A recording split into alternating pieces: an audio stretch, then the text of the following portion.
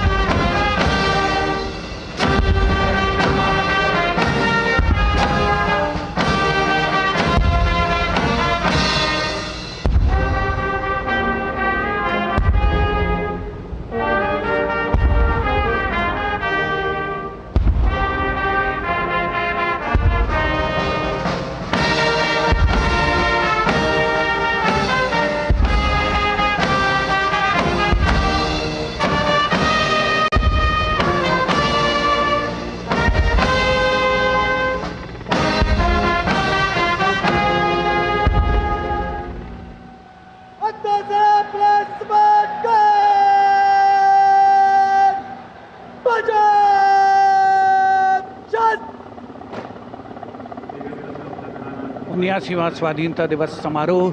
भारत का तिरंगा शान से लहरा रहा है और तिरंगे के लहराते ही आसमान की ओर निगाहें जाती हैं। इस वर्ष स्वाधीनता दिवस समारोह को अनोखा कलेवर प्रदान कर रहे हैं भारतीय वायुसेना के 2 Mi-17 हेलीकॉप्टर्स, एक राष्ट्रीय ध्वज लिए हुए आपके स्क्रीन पर फूलों की वर्षा करता हुआ, और दूसरा ऑपरेशन सिंदूर को दर्शाने वाला ध्वज लिए हुए।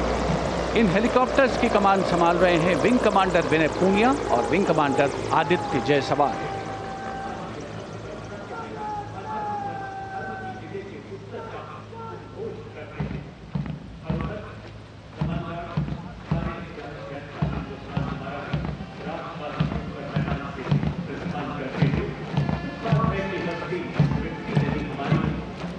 The National Flag Guard smartly marching away. These beautiful shots are strategically placed cameras. Some of the positions where our camera people are placed are in fact very difficult to reach also. But the aim of visual communication is to give you visual perfection. That's been the endeavor always of our telecasts.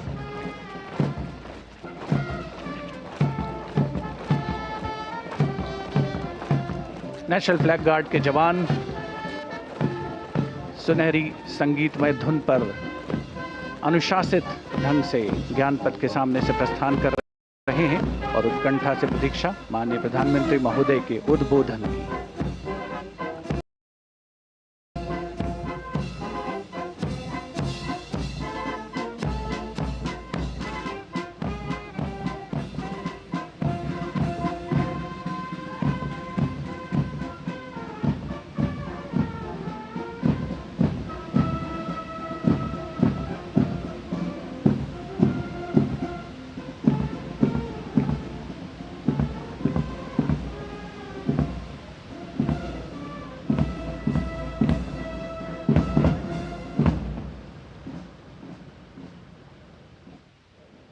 मेरे प्यारे देशवासियों,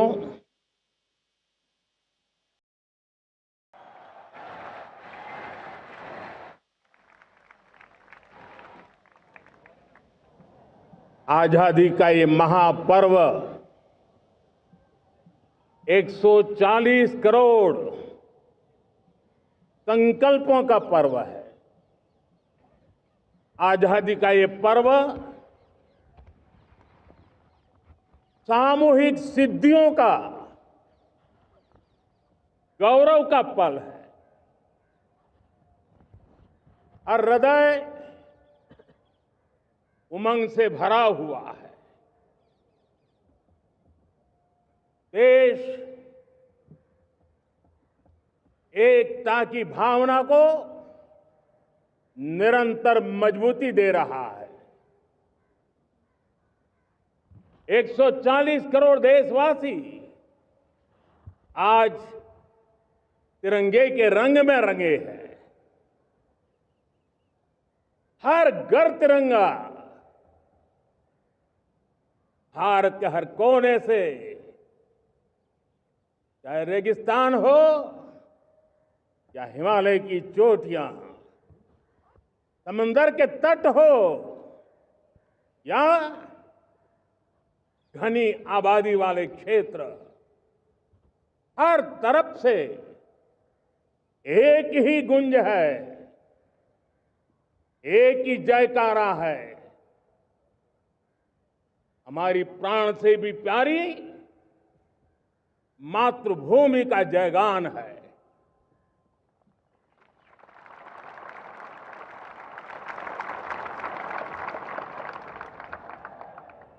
मेरे प्यारे देशवासियों, सन 47 में अनंत संभावनाओं के साथ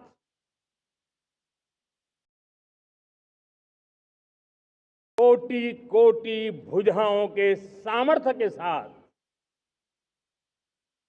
हमारा देश आजाद हुआ। देश की आकांक्षाएं उड़ाने भर रही थी, लेकिन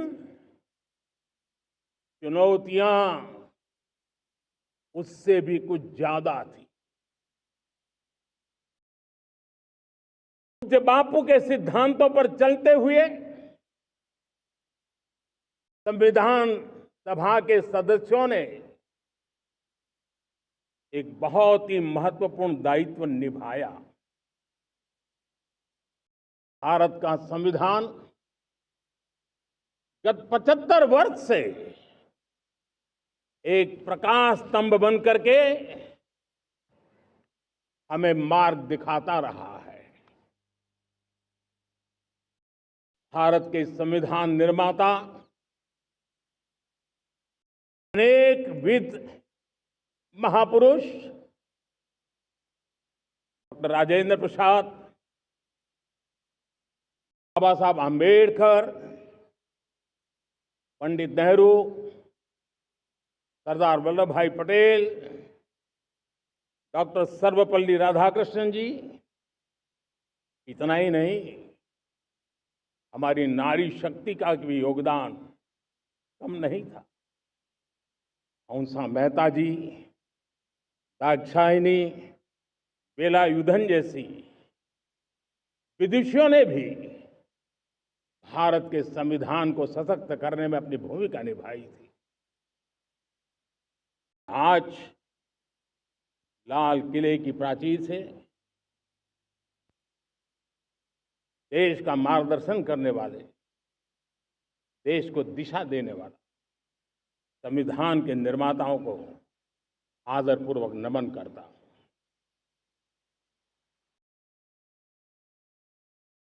मेरे प्यारे देशवासियों, हम आज डॉक्टर श्यामा प्रसाद मुखर्जी की 125वीं जयंती भी मना रहे हैं। डॉक्टर श्यामा प्रसाद मुखर्जी भारत के संविधान के लिए बलिदान देने वाले देश के पहले महापुरुष थे। संविधान के लिए बलिदान, धारा 370 की दीवार गिराकर एक देश एक संविधान के मंत्र को जब हमने साकार किया तो हमने डॉक्टर श्यामा प्रसाद मुखर्जी को सच्ची श्रद्धांजलि दी। लाल किले पर आज कई विशेष महानुभाव उपस्थित हैं। दूर सुदूर गांव के पंचायतों के सदस्य हैं, ड्रोन दीदी के प्रतिनिधि हैं, लखपति दीदी की प्रतिनिधि हैं, खेल जगत से जुड़े लोग हैं, राष्ट्र जीवन में कुछ न कुछ देने वाले यहां महानुभाव उपस्थित हैं। एक प्रकार से यहां मेरी आंखों के सामने मैं लघु भारत के दर्शन कर रहा हूं और टेक्नोलॉजी के माध्यम से विशाल भारत के साथ भी आज लाल किला जुड़ा हुआ है। मैं आजादी के इस महापर्व पर देशवासियों का, विश्व भर में फैलाए हुए भारत प्रेमियों का, हमारे मित्रों का हृदय से बहुत बहुत अभिनंदन करता हूं। साथियों, प्रकृति हम सब की परीक्षा ले रही है। पिछले कुछ दिनों में प्राकृतिक आपदाएं, भूस्खलन, बादलों का फटना, न जाने कितनी कितनी आपदाएं हम झेल रहे हैं। पीड़ितों के साथ हमारी संवेदना है। राज्य सरकारें और केंद्र सरकार मिलकर के बचाव के काम, राहत के काम, पुनर्वसन के काम में पूरी शक्ति से जुटे हुए हैं। साथियों, आज 15 अगस्त का एक विशेष महत्व भी मैं देख रहा। मुझे बहुत गर्व हो रहा है। आज मुझे लाल किले की प्राचीर से ऑपरेशन सिंदूर के वीर जाबाजों को सैल्यूट करने का अवसर मिला है।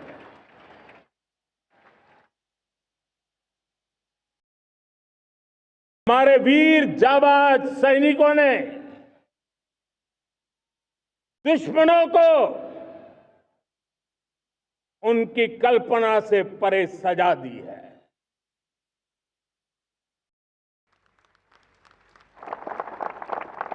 और इस अपील को पहलगाम में सीमा पार से आतंकियों ने आकर के इस प्रकार का कत्ले आम किया। धर्म पूछ करके लोगों को मारा गया। पति के सामने पति को गोलियां दी। बच्चों के सामने अपने पिता को मौत के घाट उतार दिया गया। पूरा हिंदुस्तान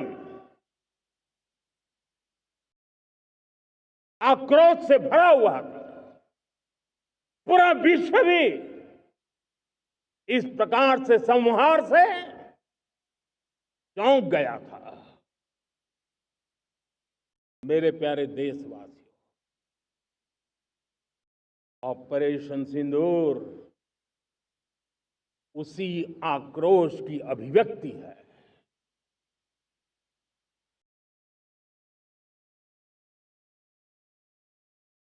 बाईस तारीख के बाद हमने हमारे सेना को खुली छूट दे दी। रणनीति वो तय करे, लक्ष्य वो तय करे,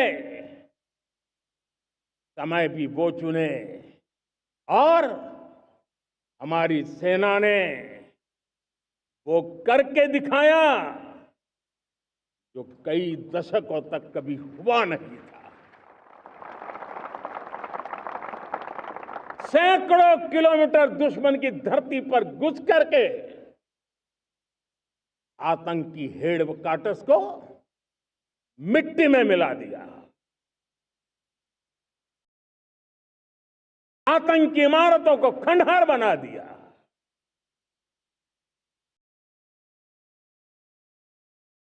पाकिस्तान की नींद अभी भी उड़ी हुई है।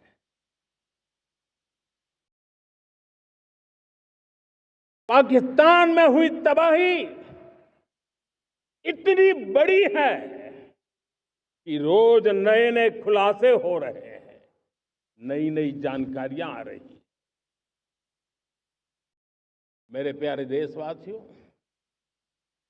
हमारा देश कई दशकों से आतंक को झेलता आया हुआ है। देश के सीने को छलनी कर दिया गया है। अब हमने एक न्यू नॉर्मल प्रस्थापित किया। आतंक को और आतंकी को पालने पोसने वालों को, आतंकियों को ताकत देने वालों को अब हम अलग अलग नहीं मानेंगे।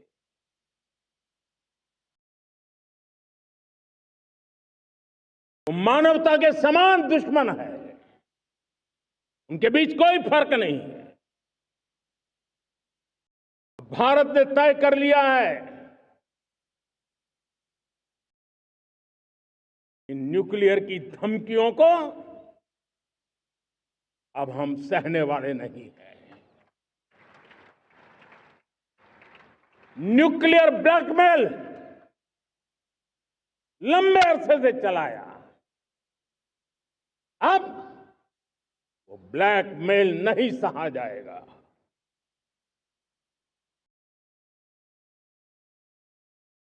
आगे भी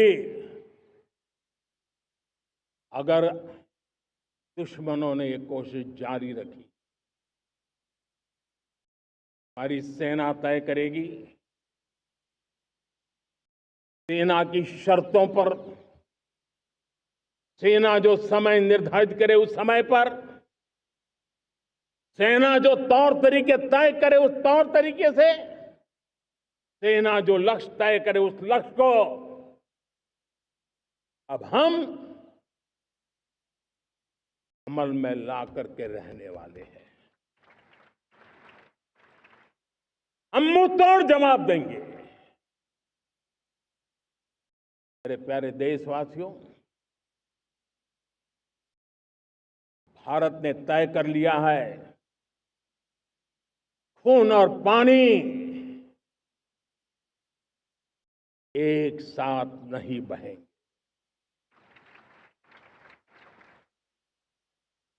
अब देशवासियों को भली भांति पता चला है कि सिंधु का समझौता कितना अन्यायपूर्ण है, कितना एक तरफा है। भारत से निकलती नदियों का पानी दुश्मनों के खेत को सींच रहा है और मेरे देश के किसान, मेरे देश की धरती पानी के बिना प्यासी है।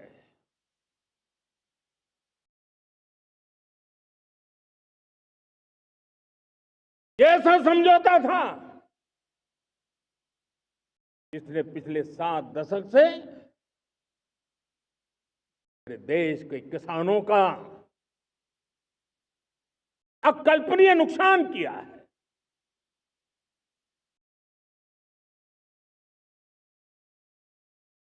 तो हिंदुस्तान के हक का जो पानी है उस पर अधिकार सिर्फ और सिर्फ हिंदुस्तान का है, हिंदुस्तान के किसानों का है।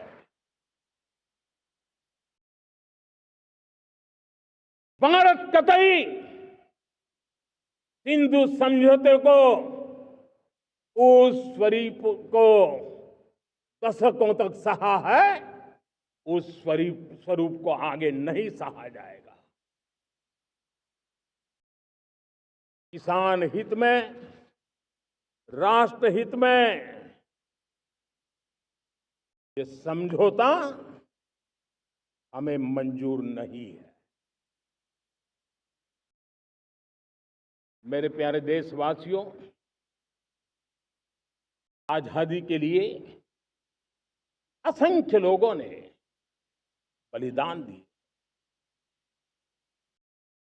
अपनी जवानी खपा दी, जेलों में जिंदगी गुजारी है, फांसी के तख्त पर लटके हैं, कुछ लेने पाने बनने के लिए नहीं, मां भारती के स्वाभिमान के लिए, कोटि कोटि जनों की आजादी के लिए, गुलामी की जंजीरों को तोड़ने के लिए। और मन में एक ही भाव था, स्वाभिमान, साथियों, गुलामी ने हमें निर्धन बना दिया। गुलामी ने हमें निर्भर भी बना दिया। औरों पर हमारी निर्भरता बढ़ती गई। हम सब जानते हैं, आजादी के बाद कोटि कोटि जनों के पेट भरना बड़ी चुनौती थी। लेकिन यही मेरे देश के किसान हैं जिन्होंने खून पसीना एक करके देश के अन्न के भंडार भर दिए।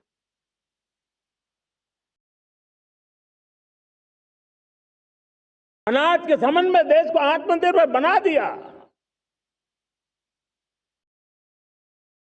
एक राष्ट्र के लिए आत्मसम्मान की सबसे बड़ी कसौटी आज भी उसकी आत्मनिर्भरता है।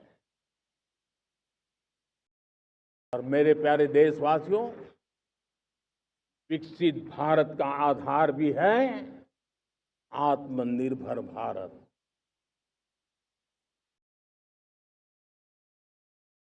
जो दूसरों पर ज्यादा निर्भर रहता है उसकी आजादी पर उतना ही बड़ा प्रश्न चिन्ह लग जाता है। और दुर्भाग्य तो तब बन जाता है जब निर्भरता की आदत लग जाए, पता ही ना चले हम कब आत्मनिर्भरता छोड़ रहे हैं और कब किसी के निर्भर हो जाते हैं। ये आदत खतरे से खाली नहीं है और इसलिए प्रतिपल जागरूक रहना पड़ता है आत्मनिर्भर होने के लिए। और मेरे प्यारे देशवासियों, आत्मनिर्भरता का नाता सिर्फ आयात और निर्यात, रुपये, पैसे, पाउंड, डॉलर यहां तक सीमित नहीं है। इतना सीमित अर्थ उसका नहीं है। आत्मनिर्भरता का नाता हमारे सामर्थ्य से जुड़ा हुआ है। और जब आत्मनिर्भरता खत्म होने लगती है तो सामर्थ्य भी निरंतर क्षीण होता जाता है। और इसलिए हमारे सामर्थ्य को बचाए रखने, बनाए रखने और बढ़ाए रखने के लिए आत्मनिर्भर होना बहुत अनिवार्य है। साथियों, हमने ऑपरेशन सिंदूर में देखा है मेड इन इंडिया की कमाल क्या थी। दुश्मन को पता तक न चला कि कौन से शस्त्रास्त्र है, ये कौन सा सामर्थ्य है जो पलक भर में उनको नष्ट कर रहा है। सोचिए, अगर हम आत्मनिर्भर होते न होते तो क्या ऑपरेशन सिंदूर इतनी त्वरित गति से हम कर पाते?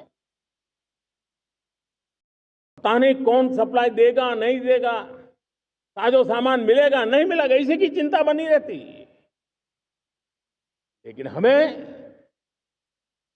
मेड इन इंडिया की शक्ति हमारे हाथ में थी, सेना के हाथ में थी।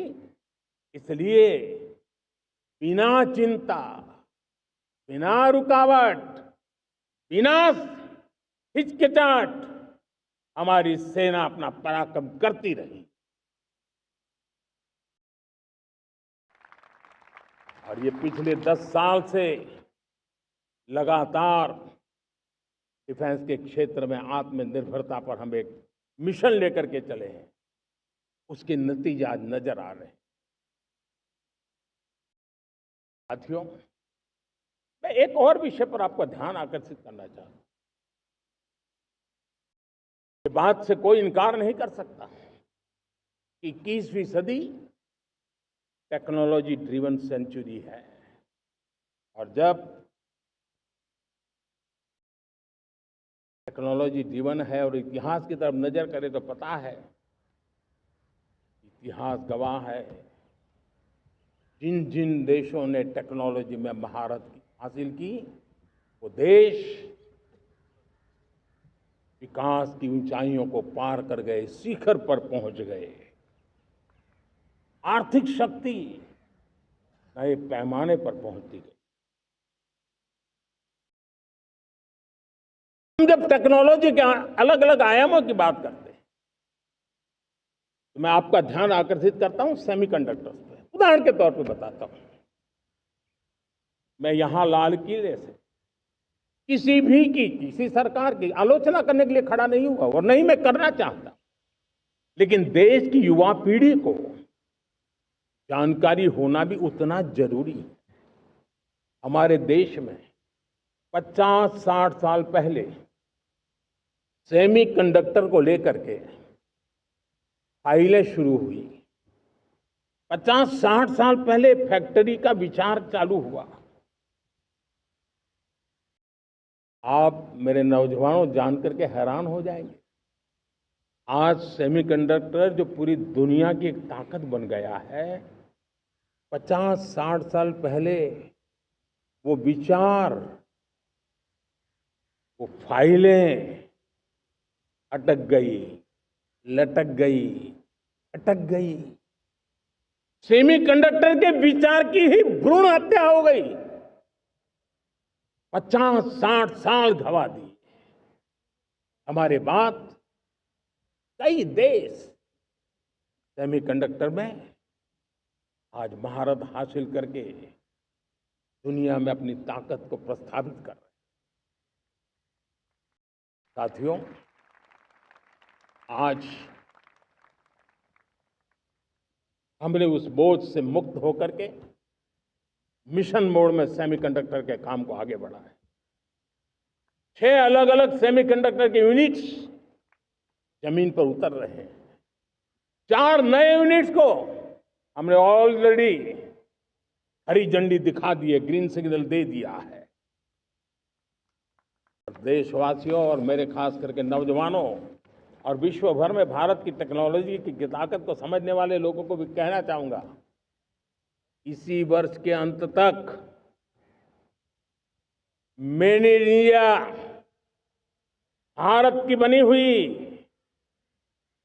भारत में बनी हुई, भारत के लोगों द्वारा बनी हुई मेड इन इंडिया चिप्स बाजार में आ जाएगी।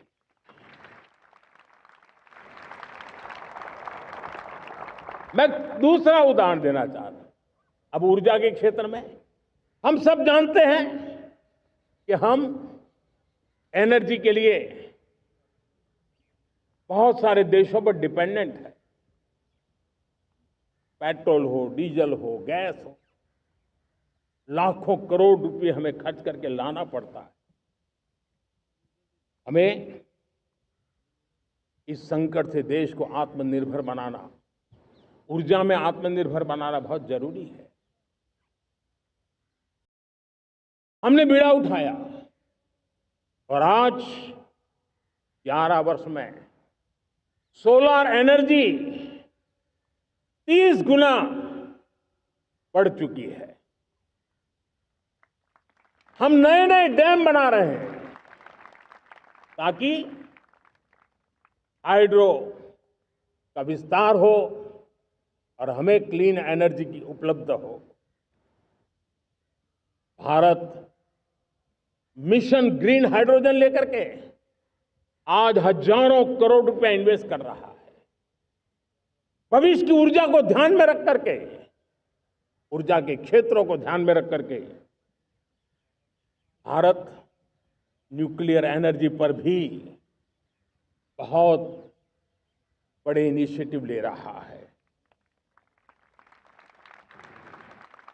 न्यूक्लियर एनर्जी में 10 नए न्यूक्लियर रिएक्टर तेजी से काम कर रहे हैं। 2047 तक, जो कि हमने विकसित भारत का लक्ष्य तय किया है, जब देश की आजादी के 100 साल होंगे, हम परमाणु ऊर्जा क्षमता 10 गुना से भी अधिक बढ़ाने का संकल्प लेकर के आगे बढ़ रहे हैं। मेरे प्यारे देशवासियों, रिफॉर्म एक निरंतर प्रक्रिया है। समयानुकूल परिस्थिति के अनुसार रिफॉर्म करते जाना होता है। हम न्यूक्लियर एनर्जी के क्षेत्र में बहुत बड़े रिफॉर्म लेकर के आए। अब हमने प्राइवेट सेक्टर के लिए भी परमाणु ऊर्जा को उसके द्वार खोल दिए हैं। हम शक्ति को जोड़ना चाहते। मेरे प्यारे देशवासियों, दुनिया जब आज ग्लोबल वार्मिंग को लिए चिंता करती है, तब मैं विश्व को भी बताना चाहता हूं कि भारत ने तय किया था कि हम 2030 तक क्लीन एनर्जी भारत में 50% पहुंचा देंगे। ये लक्ष्य हमारा 2030 तक था।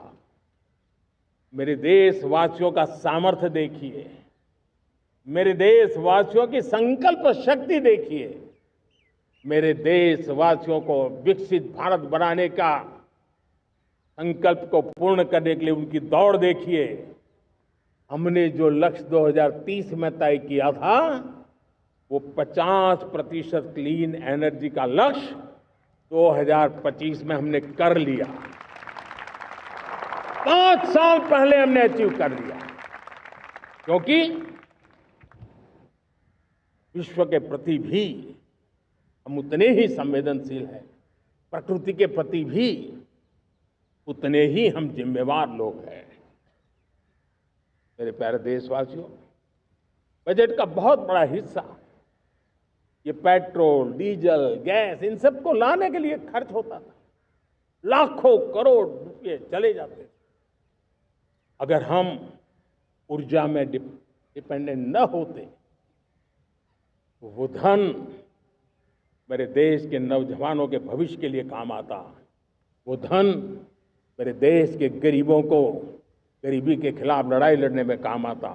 वो धन मेरे देश के किसानों के कल्याण में काम आता। वो धन मेरे देश के गांव की परिस्थिति को पलटने के लिए काम आता। लेकिन हमें विदेशों को देना पड़ रहा। अब हम आत्मनिर्भर बनने की दिशा में काम कर रहे हैं। देश को विकसित बनाने के लिए हम अब समुद्र मंथन की तरफ भी जा रहे हैं। हमारे समुद्र के मंथन को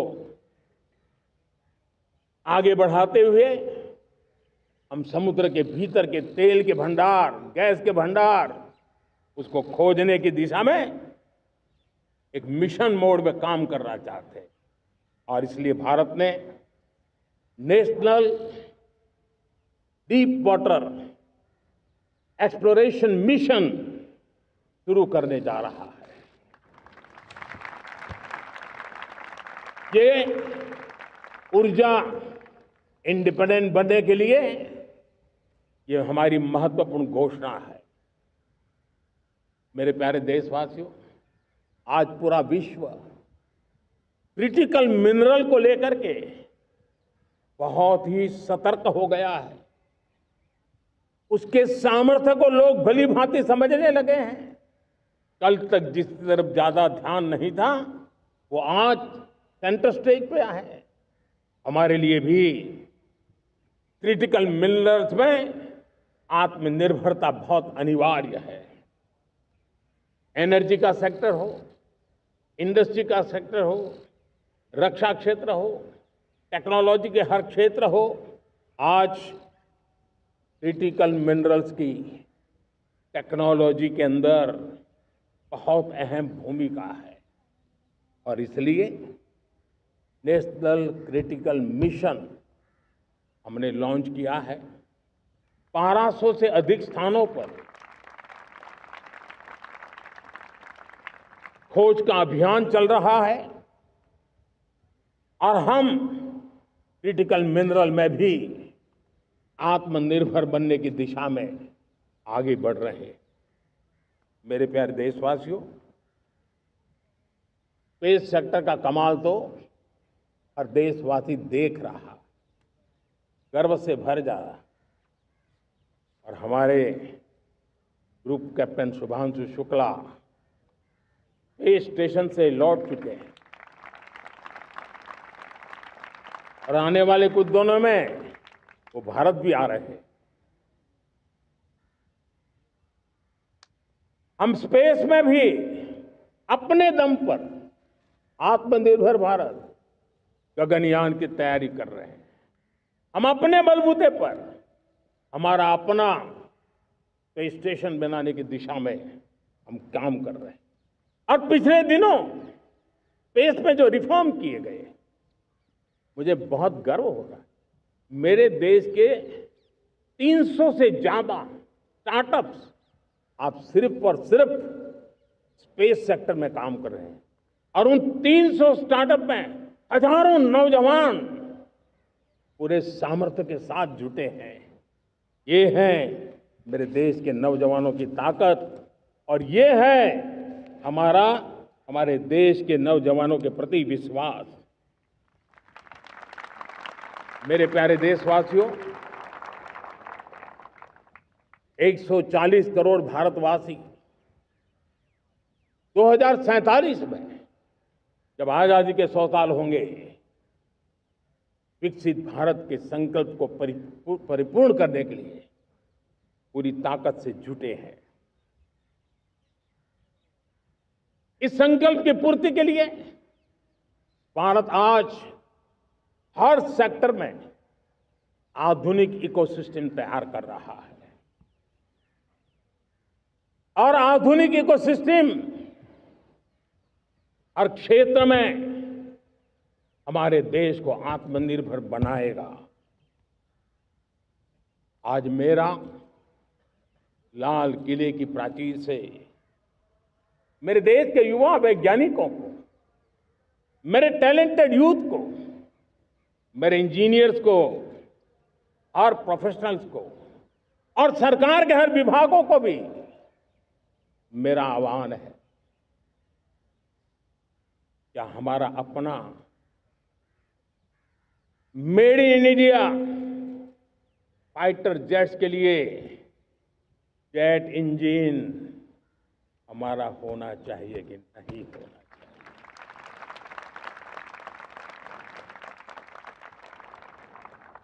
हम फार्मा ऑफ द वर्ल्ड माने जाते हैं। वैक्सीन में हम नए नए विक्रम स्थापित करते हैं, लेकिन क्या समय की मांग नहीं है? हम रिसर्च और डेवलपमेंट में और ताकत लगाएं, हमारे अपने पेटेंट हो,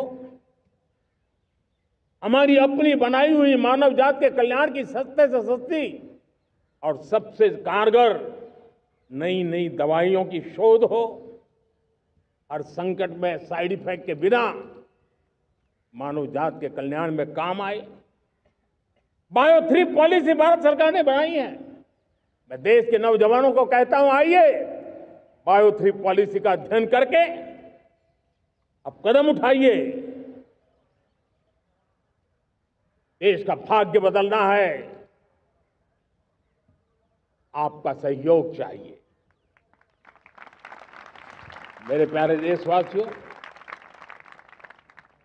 आज आईटी का युग है, डेटा की ताकत है। क्या समय की मांग नहीं है? ऑपरेटिंग सिस्टम से लेकर के साइबर सुरक्षा तक, डीप टेक से लेकर के आर्टिफिशियल इंटेलिजेंस तक, सारी चीजें हमारी अपनी हो, जिस पर हमारे ही लोगों का सामर्थ्य जुटा हुआ हो, उनकी सामर्थ्य शक्ति का विश्व को परिचय कराए। साथियों, आज दुनिया में सोशल मीडिया का हो, बाकी प्लेटफॉर्म का हो, दुनिया के प्लेटफॉर्म पर हम काम कर रहे हैं। दुनिया ने हमने दिखा दिया है, यूपीआई का हमारा प्लेटफॉर्म आज दुनिया को अजोबा कर रहा है। हमारे में सामर्थ्य है। रियल टाइम ट्रांजैक्शन में 50% अकेला भारत यूपीआई के माध्यम से करता है। इसका मतलब की ताकत है। क्रिएटिव वर्ल्ड हो, सोशल मीडिया हो, ये जितने भी प्लेटफॉर्म्स हैं, मेरे देश के नौजवानों में चुनौती करता हूं आपको, आइए हमारे अपने प्लेटफॉर्म क्यों ना हो, हम क्यों दूसरों पर निर्भर रहे, क्यों भारत का धन बाहर जाए। और मुझे आपके सामर्थ्य पर भरोसा है। मेरे प्यारे देशवासी, जैसे ऊर्जा के क्षेत्र में हम डिपेंडेंट हैं, वैसा ही देश का दुर्भाग्य है कि फर्टिलाइजर, उसमें भी हमें दुनिया पर निर्भर रहना पड़ता है। मेरे देश के किसान भी फर्टिलाइजर का सही उपयोग कर करके धरती माता की सेवा कर सकते हैं। अनाप शनाप उपयोग से भी धरती मां को बहुत नुकसान पहुंचा रहे हैं। लेकिन साथ साथ मैं देश के नौजवानों को कहना चाहता हूं, देश के उद्योग जगत को कहना चाहता हूं, देश के प्राइवेट सेक्टर को कहना चाहता हूं, आइए हम फर्टिलाइजर के भंडार भर दें, हम नए नए तौर तरीके खोजें और भारत की आवश्यकता के अनुसार हम अपना फर्टिलाइजर तैयार करें। हम औरों पर निर्भर न रहे। साथियों, आने वाला युग ईवी का है। अब ईवी बैटरी क्या हम नहीं बनाएंगे? हम निर्भर रहेंगे? सोलर पैनल की बात हो, इलेक्ट्रिक व्हीकल्स के लिए जिन जिन चीजों की आवश्यकताएं हैं वो हमारी अपनी होनी चाहिए। साथियों, मैं ये इसलिए कहने की हिम्मत करता हूं, क्यों? क्योंकि मुझे देश के नौजवानों के सामर्थ्य पर भरोसा है। और भरोसा सिर्फ वो मेरे देश के नौजवान है इतने मात्र से नहीं है। कोविड के समय हम बहुत सारी चीजों पर निर्भर थे। जब मेरे देश के नौजवानों को कहा गया कि वैक्सीन हमारी अपनी चाहिए, देश ने करके दिखाया। कोविन प्लेटफॉर्म हमारा अपना होना चाहिए, देश ने करके दिखाया। करोड़ों करोड़ों लोगों की जिंदगी बचाने का काम हमने किया है। वही स्पिरिट, वही जज्बा हमें जीवन के हर क्षेत्र में आत्मनिर्भर बनने के लिए अपना सब कुछ देना है। अपना जो बेस्ट है वो हमें दे करके रहना है। साथियों, पिछले 11 साल में एंटरप्रेन्योरशिप, उद्यमशीलता को बहुत बड़ी ताकत मिली। आज लाखों स्टार्टअप्स टियर 2, टियर 3 सिटी में देश की अर्थशक्ति को, देश के इनोवेशन को ताकत दे रहे हैं।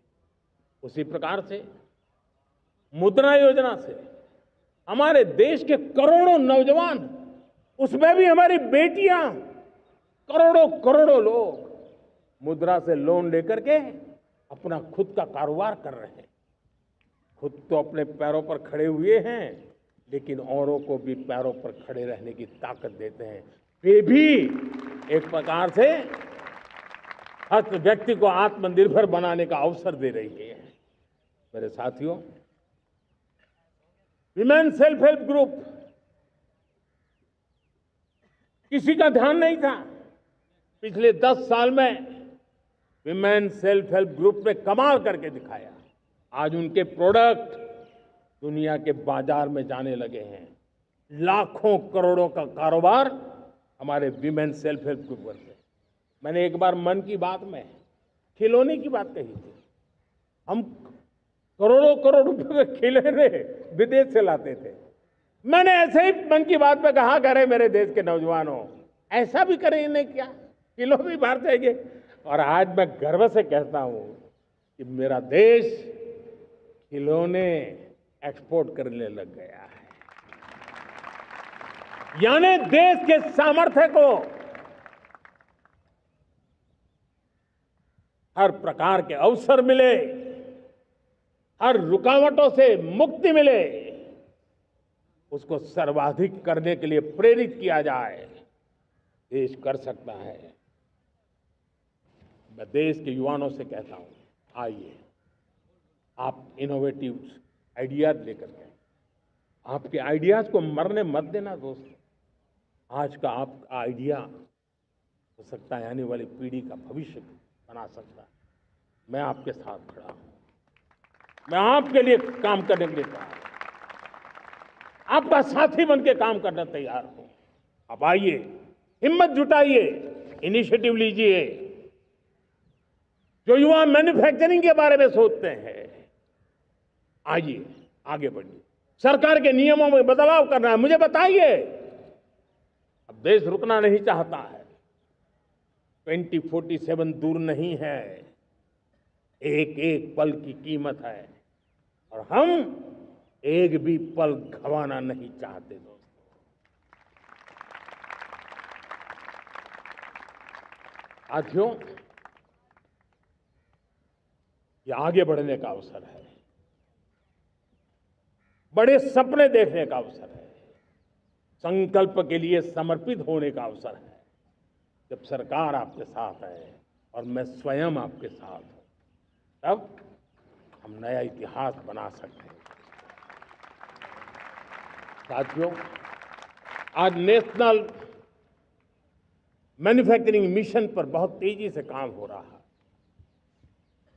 हमारे एमएसएमईज, उसका लोहा दुनिया मानती है। ये दुनिया में बड़ी बड़ी चीजें बनती है ना, कुछ न कुछ तो औजार हमारे देश के एमएसएमईज के द्वारा जाते हैं, बड़े गर्व के साथ जाते हैं।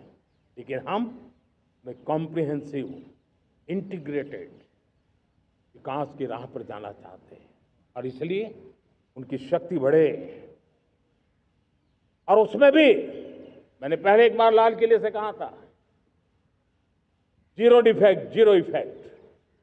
आज कहना चाहता हूं कि हमें विश्व बाजार में अपने सामर्थ्य का लोहा मनवाना है, तो हमें क्वालिटी में निरंतर नई ऊंचाइयों को पार करना। दुनिया क्वालिटी को स्वीकार करती है, हमारी गुणवत्ता सबसे ज्यादा हो और सरकार के भी प्रयास हो, रॉ मटेरियल की भी उपलब्धि हो, हमारी प्रोडक्शन की कॉस्ट कैसे कम हो, हम उसमें दम रह रहे। और साथियों, हम सभी जो उत्पादन के क्षेत्र में लगे हैं, उन सबका मंत्र होना चाहिए, दाम कम लेकिन दम ज्यादा। हमारी हर प्रोडक्ट का दम ज्यादा हो लेकिन दाम कम हो। इस भाव को लेकर के हमें आगे बढ़ना है। मेरे प्यारे देशवासियों, आजादी के लिए अनगिनत लोगों ने बलिदान दिए हैं। मैंने पहले भी कहा, जवानी खपा दी, फांसी पे लटक गए। क्यों? स्वतंत्र भारत के लिए। 75-100 साल पहले का वो कालखंड याद कीजिए। पूरा देश स्वतंत्र भारत के मंत्र को लेकर के जीता था। आज समय की मांग है, स्वतंत्र भारत का मंत्र लेकर के जीने वालों ने हमें स्वतंत्र भारत दिया। आज 140 करोड़ देशवासियों का एक ही मंत्र होना चाहिए, समृद्ध भारत। अगर कोटि कोटि लोगों के बलिदान से स्वतंत्र भारत हो सकता है, तो कोटि कोटि लोगों के संकल्प से, पुरुषार्थ से, आत्मनिर्भर बनने से, वोकल फॉर लोकल की बात करने से, स्वदेशी का मंत्र को जापने से समृद्ध भारत भी बन सकता है। वो पीढ़ी स्वतंत्र भारत के लिए खप गई थी, ये पीढ़ी समृद्ध भारत के लिए नए कदम उठाए, यही समय की मांग है। और इसलिए मैं आज बार बार आग्रह करता हूं और मैं देश के सभी इन्फ्लुएंसर्स को कहना चाहता हूं, इस मंत्र को आगे बढ़ाने में मेरी मदद कीजिए। मैं सभी राजनीतिक दलों को, राजनेताओं को, सबसे कहता हूं कि आइए, ये किसी राजनीतिक दल का एजेंडा नहीं है, भारत हम सबका है। हम मिलकर के वोकल फॉर लोकल, उस मंत्र को हर नागरिक के जीवन का मंत्र बनाएं। भारत में बनी हुई, भारत के नागरिकों के पसीने से बनी हुई वो चीजें जिसमें भारत की मिट्टी की महक हो और जो भारत के आत्मनिर्भर के संकल्प को ताकत देता हो, हम उसी को खरीदेंगे, हम उसी का उपयोग करेंगे, हम उस दिशा में आगे आए। यह हमारा सामूहिक संकल्प हो, देखते ही देखते हम दुनिया बदल देंगे दोस्तों। मैं आज हर छोटे मोटे व्यापारी को, दुकानदार से आग्रह करना चाहता हूं, आपकी भी जिम्मेवारी है। हम छोटे थे, हमने कभी बाजार में देखा नहीं था कि शुद्ध घी की दुकान, ऐसे ही लिखा जाता था घी की दुकान, लेकिन समय रहते लोग लिखने लगे शुद्ध घी की दुकान। मैं चाहता हूं देश में ऐसे व्यापारी आगे आए, ऐसे दुकानदार आए कि हाँ स्वदेशी माल बिकता है, वो बोर्ड लगा रहे। हम स्वदेशी का गर्व करने लगे। हम स्वदेशी मजबूरी में नहीं, मजबूती के साथ उपयोग करेंगे, मजबूती के लिए उपयोग करेंगे और जरूरत पड़ी तो औरों को मजबूर करने के लिए उपयोग करेंगे। ये हमारी ताकत होनी चाहिए, ये हमारा मंत्र होना चाहिए। मेरे प्यारे देशवासियों,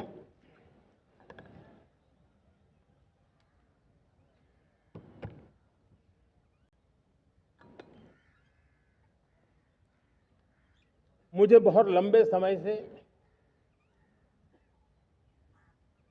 सरकार में काम करने का अवसर मिला है। मैंने कई सारे उतार चढ़ाव देखे हैं। सरकारों की मुसीबतों से भी मैं परिचित हूं, व्यवस्थाओं की मर्यादाओं से भी परिचित हूं, लेकिन उसके बावजूद भी हमारी जिम्मेवारी है कि हम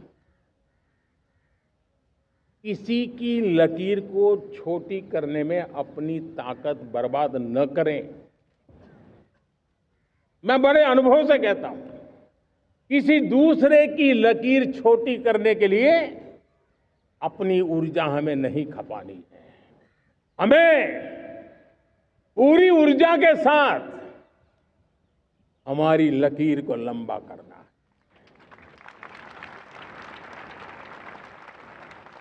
हम अगर अपनी लकीर लंबी करते हैं तो दुनिया भी हमारा लोहा मानेगी। आज जब वैश्विक परिस्थितियों में आर्थिक स्वार्थ दिनों दिन बढ़ रहा है, तब समय की मांग है कि हम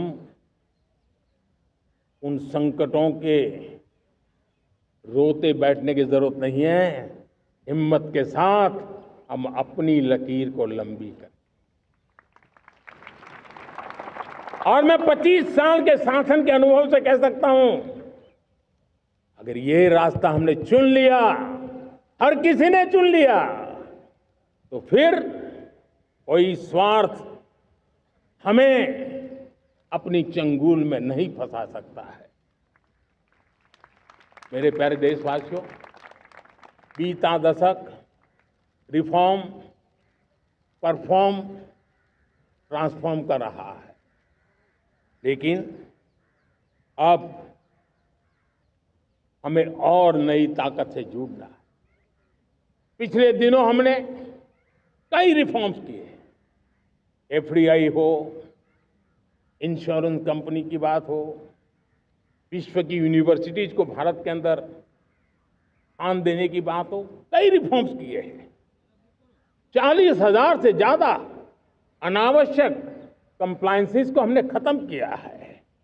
इतना ही नहीं, 1500 से अधिक पुराने कानून जो बाबा आदम के जमाने के थे, उन सबको हमने खत्म कर दिया है। हमने दर्जनों कानूनों को सरल करने के लिए संसद में जाकर के जनता के हितों को सर्वोपरि रख करके बदलाव किए हैं।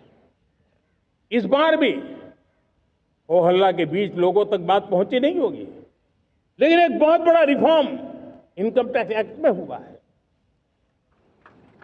करीब 280 से ज्यादा धाराएं हमने समाप्त करने का निर्णय किया है। और साथियों, सिर्फ आर्थिक मोर्चे पर ही रिफॉर्म नहीं, हमने नागरिक के जीवन को भी आसान बनाने के लिए रिफॉर्म किए।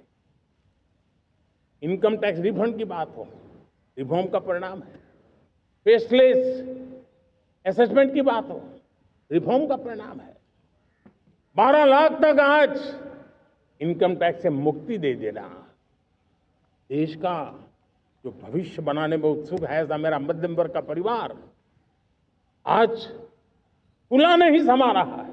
कभी किसी ने सोचा नहीं था कि 12 लाख रुपए तक का इनकम टैक्स पर जीरो कर दिया जाएगा।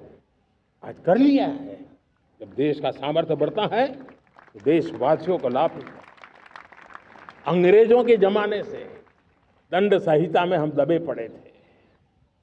दंड का भय दिखा करके जीवन चल रहा था। 75 साल आजादी के ऐसे ही गए। हमने दंड संहिता को खत्म कर दिया, न्याय संहिता को ले आए हैं। न्याय संहिता में भारत के नागरिक के प्रति विश्वास का भाव है।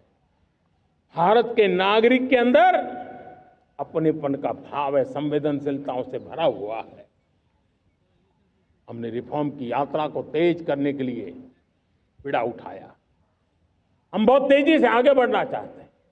मैं चाहता हूं देशवासियों, देश के लिए कर रहा हूं, मैं मेरे लिए नहीं कर रहा हूं, किसी का बुरा करने के लिए नहीं कर रहा हूं। मेरे राजनीतिक दल, मेरे प्रतिस्पर्धी साथी भी देश की इस उज्जवल भविष्य के लिए आगे आए, हमारा साथ दें।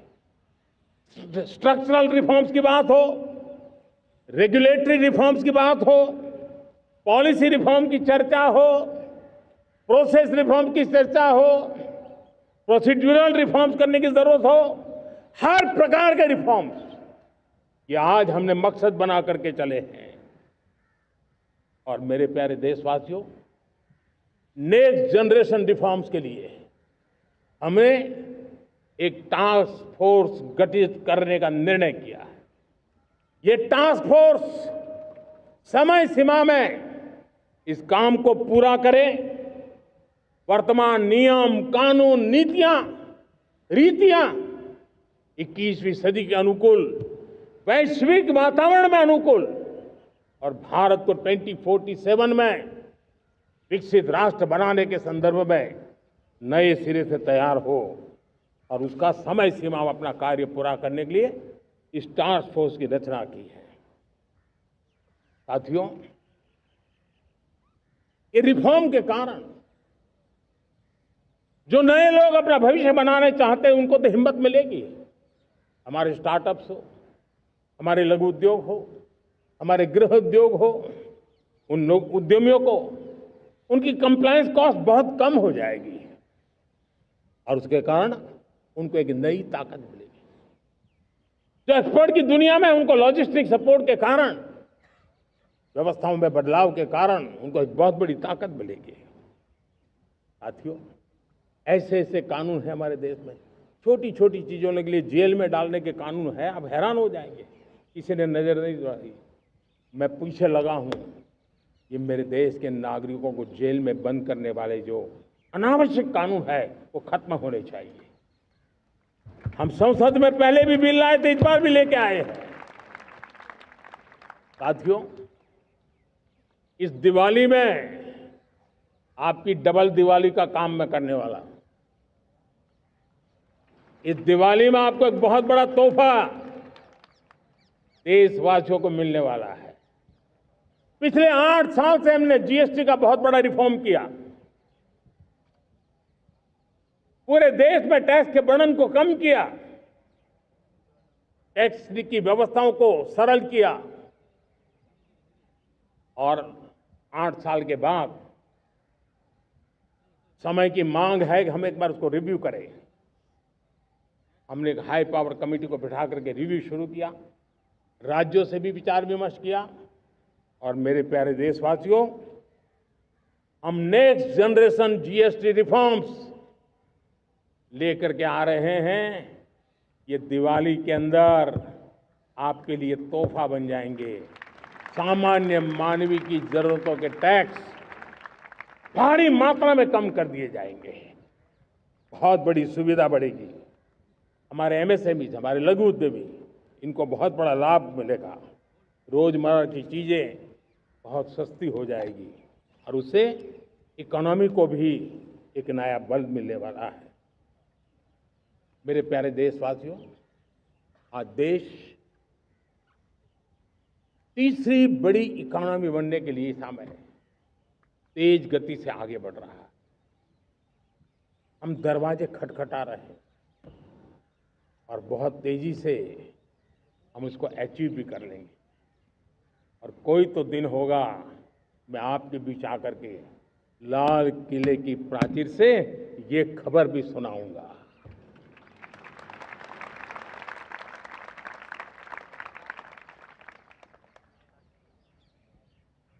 आज भारत की अर्थव्यवस्था और आर्थिक स्थिति को लेकर पूरी दुनिया आश्वस्त है।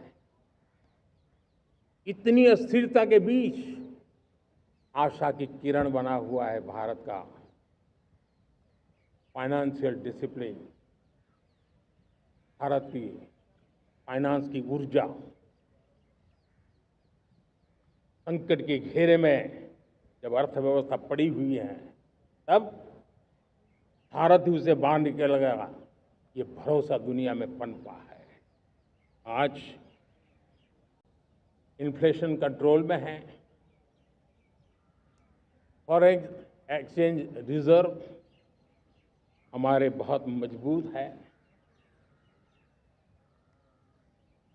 हमारे मैक्रो इकोनॉमिक इंडिकेटर्स बहुत मजबूत है।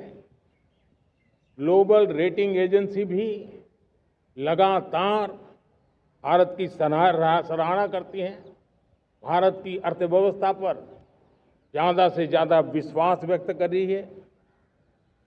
ये बढ़ती हुई अर्थव्यवस्था का लाभ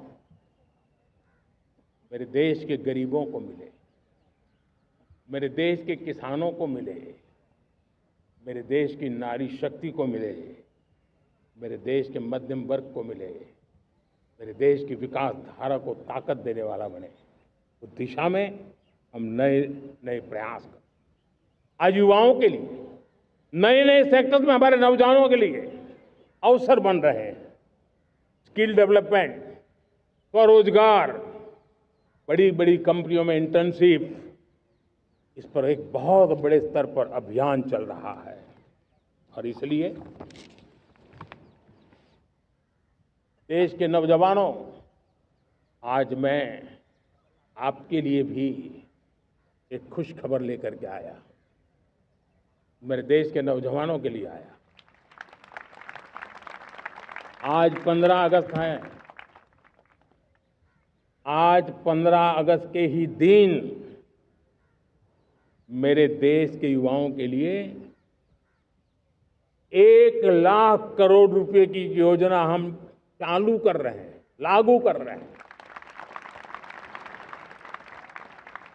आज से प्रधानमंत्री विकसित भारत रोजगार योजना आज ही 15 अगस्त को लागू हो रही है।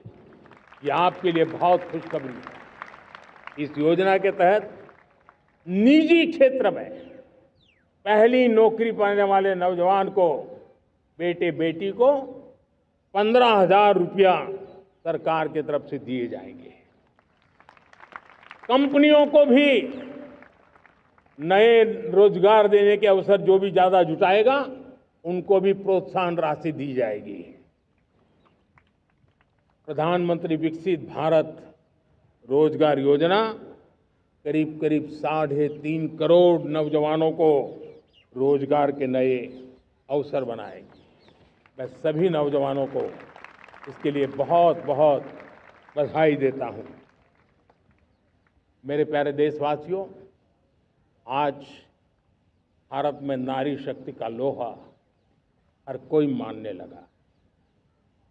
बढ़ती इकोनॉमी की लाभार्थी हमारी नारी है, लेकिन बढ़ती इकोनॉमी को गति देने में भी हमारी नारी का बहुत बड़ा योगदान भी, हमारी मातृशक्ति का योगदान है, हमारी स्त्री शक्ति का योगदान है। स्टार्टअप से लेकर स्पेस सेक्टर तक हमारी बेटियां छाई हुई हैं, खेल के मैदान में छाई हुई हैं, फौज में चमक रही है। आज गर्व के साथ नारी कंधे से कंधा मिला करके देश की विकास यात्रा में भागीदार हो रही। देश गर्व से भर गया जब एनडीए की विमेन कैडेट्स उनका पहला पास आउट हुआ था। पूरा देश गर्व से भर गया था। सारे टीवी चैनल उसी के पीछे लगे हुए थे। कितने बड़े गौरव की पल थी। Self help group, 10 crore self help group की बहनें क्या कमाल कर रही है। नमो ड्रोन दीदी नारी शक्ति की एक नई पहचान बनी। गांव में मुझे एक बहन मिली, वो कहती मुझे अब तो गांव वाले पायलट कह करके बुलाते हैं। बड़े गर्व से कह रही, ज्यादा पढ़ी लिखी नहीं थी लेकिन उसका रतबा पैदा हुआ है। साथियों, हमने 3 करोड़ महिलाओं को लखपति दीदी बनाने का संकल्प लिया था। 3 करोड़। और मुझे आज संतोष है कि हम तेज गति से काम कर रहे हैं। समय से पहले 3 करोड़ का लक्ष्य पार कर लेंगे। और आज मैं खुशी से देश को बताना चाहता हूं कि मेरे नारी शक्ति का सामर्थ्य देखिए। देखते ही देखते 2 करोड़ महिलाएं लखपति दीदी बन चुकी है। आज कुछ लखपति दीदी हमारे सामने बैठी है। ये है मेरे सामर्थ्य। और मेरा विश्वास है दोस्तों, भारत की विकास यात्रा में उनकी भागीदारी बढ़ने वाली। मेरे प्यारे देशवासियों, मेरे देश के किसानों का भारत की अर्थव्यवस्था में बहुत बड़ा योगदान है। भारत के किसानों की मेहनत रंग ला रही है। पिछले साल अनाज के उत्पादन में मेरे देश के किसानों ने के पुराने सारे विक्रम तोड़ दिए। ये सामर्थ्य है मेरे देश का। इतनी ही जमीन, लेकिन व्यवस्थाएं बदली, पानी पहुंचने लगा, अच्छे सीड्स मिलने लगे, किसानों को अच्छी सुविधाएं मिलने लगी, तो वो अपना सामर्थ्य देश के लिए बढ़ा रहा है। आज भारत दूध, दाल, जूट जैसे उत्पादन में नंबर 1 है दुनिया में। आज दुनिया का दूसरा सबसे बड़ा फिश प्रोड्यूसर। मेरे मछुआरा भाई बहनों की ताकत देखिए। फिश प्रोड्यूशन में दुनिया में हम दूसरे नंबर पर पहुंच चुके हैं। आज भारत चावल, गेहूं, फल और सब्जी के उत्पादन में भी दुनिया में दूसरे नंबर पर पहुंच चुका है। साथियों, आपको खुशी होगी, मेरे देश के किसान जो पैदावार देते हैं, आज वो उत्पादन दुनिया के बाजार में पहुंच रहा है। 4 लाख करोड़ रुपया एग्रो प्रोडक्ट का एक्सपोर्ट हुआ है। ये मेरे देश के किसानों ने हमें ताकत दिखाई है। हम छोटे किसान हो, पशुपालक हो, मछुआरे हो, देश के विकास की अनेक योजनाओं का लाभ आज हम उन तक पहुंचा रहे हैं। पीएम किसान सम्मान निधि हो, रेन वाटर हार्वेस्टिंग हो, सिंचाई की योजनाएं हो, क्वालिटी सीड्स हो, फर्टिलाइजर की आवश्यकता हो, हर क्षेत्र में आज और किसान को एक भरोसा हो गया है फसल बीमा का। वो साहसिक बना रहा, उसका परिणाम भी देश को मिल रहा है। जो पहले कल्पना की बात थी आज हकीकत बन गई है। देशवासियों, हमारे देश के पशुधन को बचाने के हमें कोविड की वैक्सीन मुफ्त में मिली, वो तो याद है, लेकिन हम पशुधन के लिए भी अब तक 125 डोज मुफ्त में पशुओं को लगा चुके हैं। फूट एंड माउथ डिसीज से मुक्ति पाने के लिए, जो हमारा यहाँ उत्तर भारत में उसे खुरपका मुंहपका बीमारी कहते हैं, उससे बचाने के लिए 125 करोड़ डोज हम लगा चुके हैं और मुफ्त में लगा चुके हैं। हम खेती के मामले में देश के वो जिले जहां के किसान औरों से पीछे रह गए। किसी न किसी कारण से 100 जिले ऐसे हैं जहां अपेक्षाकृत कम खेती है और इसलिए हमने 100 जिले आइडेंटिफाई किए हैं पूरे देश में से और वहां के किसानों को एम्पावर करना, किसानों को शक्ति देना, किसानों को मदद करने का एक अभियान चलाया है और इसके लिए पीएम धन धान्य कृषि योजना का आरंभ किया है। पीएम धन धान्य कृषि योजना वो देश के 100 जिले जहां थोड़ी सी भी मदद कर देंगे तो वहां का किसान भी भारत के अन्य किसानों की बराबरी कर देगा। मेरे प्यारे देशवासियों, भारत के किसान, भारत के पशुपालक, भारत के मछुआरे, ये हमारी सबसे बड़ी प्राथमिकता है। भारत के किसान, भारत के मछुआरे, भारत के पशुपालक, उनसे जुड़ी किसी भी अहितकारी नीति के आगे मोदी दीवार बन के खड़ा है।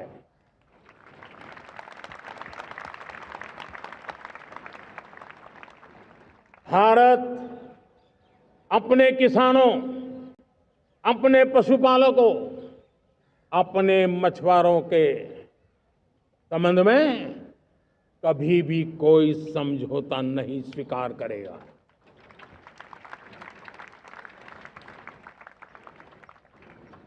प्यारे देशवासियों, गरीबी क्या होती है मुझे किताबों में पढ़ना नहीं पड़ा है, मैं जानता। सरकार में भी रहा हूं और इसलिए मेरी कोशिश रही है कि सरकार फाइलों में नहीं होनी चाहिए। सरकार देश के नागरिकों की लाइफ में होनी चाहिए। दलित हो, पीड़ित हो, शोषित हो, वंचित हो, उनके लिए सकारात्मक रूप से सरकारें प्रोएक्टिव हो, सरकारें प्रो पीपल हो, उस दिशा में हम निरंतर प्रयास कर रहे हैं। समाज के हर जरूरत व्यक्ति के लिए। कुछ लोगों को लगता है कि सरकार की योजनाएं पहले भी आती थी। जी नहीं, हम सरकार की योजनाओं को जमीन पर उतार रहे हैं, सैचुरेशन पर बल देते हैं और सामाजिक न्याय का अगर कोई सच्चा एजुकेशन है तो सैचुरेशन में है, जिसमें कोई हकदार छूटे नहीं, हकदार के घर तक सरकार जाए और उसे अपना हक की चीजें मिले, उसके लिए हम काम कर रहे हैं। जनधन अकाउंट जब खोले गए ना, वो सिर्फ बैंक का अकाउंट था ऐसा नहीं है, उसे एक स्वाभिमान मिला था कि बैंक के दरवाजे मेरे लिए भी खुलते हैं, मैं भी बैंक के दरवाजे में जाकर के टेबल पे हाथ रख करके बात कर सकता हूं।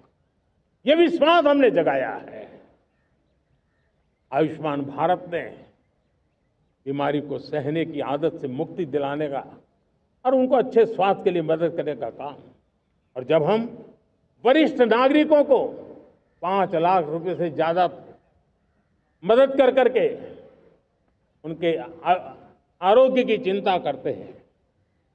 आज पीएम आवास, 4 करोड़ गरीबों को घर मिलना मतलब जिंदगी के नए सपने वहां सजते हैं। वो सिर्फ 4 दीवारें नहीं है दोस्तों। रेहड़ी पटरी वालों के लिए पीएम स्वनिधि योजना, जो कभी ब्याज के चक्कर में फंसा रहता था, आज पीएम स्वनिधि से रेहड़ी पटरी वाला भी, और आपने देखा वो यूपीआई से पैसे लेता है, यूपीआई से पैसे देता है। ये बदलाव आखिरी व्यक्ति तक चिंता, लोगों की लाइफ में सरकार होनी चाहिए। उसी के कारण ये जमीन से जुड़ी योजनाएं बनती हैं और जमीन से जुड़ी योजनाएं जमीन पर उतरती हैं और जमीन से उतरी हुई योजनाएं जीवन में बदलाव लाने का एक सशक्त माध्यम बन जाती है। एक समय था, गरीब हो, पीड़ित हो, आदिवासी, वंचित हो, दिव्यांग हो, हमारी विधवा माताएं बहनें हो, अपने हक के लिए दर दर भटकते रहते थे। तक सरकारी दफ्तरों में चक्कर लगाते लगाते जिंदगी पूरी हो जाती। आज सरकार आपके दरवाजे पर आती है, सैचुरेशन के अप्रोच को लेकर के आती है। करोड़ों लाभार्थियों को सरकारी योजनाओं का लाभ मिल रहा है। डायरेक्ट बेनिफिट ट्रांसफर एक बहुत बड़ा क्रांतिकारी काम हुआ है। साथियों, गरीबी हटाओ के नारे देश ने बहुत सुने हैं, लाल किले से भी सुने, और देश सुन सुन करके थक गया था और देश ने मान लिया था कि गरीबी हट नहीं सकती है। लेकिन जब हम योजनाओं को गरीब के घर तक ले जाते हैं, विश्वास को गरीब के मन में हम पैदा करते हैं, तब मेरे देश के 25 करोड़ गरीब गरीबी को परास्त कर करके, गरीबी से बाहर निकल करके एक नया इतिहास बनाते हैं। आज 10 करोड़ गरीब और 10 वर्ष में 25 करोड़ से ज्यादा गरीब गरीबी को परास्त कर करके गरीबी से बाहर निकले हैं और एक न्यू मिडिल क्लास तैयार हुआ है। मेरे साथियों, ये न्यू मिडिल क्लास और मिडिल क्लास एक ऐसी जुगलबंदी है जिसमें एस्पिरेशन भी है, एफर्ट भी है। वो देश को आगे बढ़ाने के लिए बहुत बड़ा सामर्थ्य बनने वाली है। मेरे प्यारे देशवासियों, बहुत ही निकट भविष्य में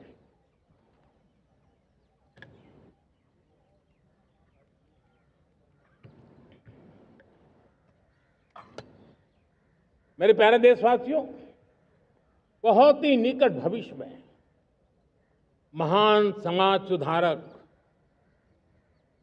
महात्मा ज्योतिबा फुले जी की 200वीं जयंती आ रही है। हम उस जयंती के समारोह शुरू करने जा रहे हैं और महात्मा ज्योतिबा फुले के सिद्धांत, उन्होंने जो मंत्र दिए, उसमें हमारे लिए प्रेरणा है।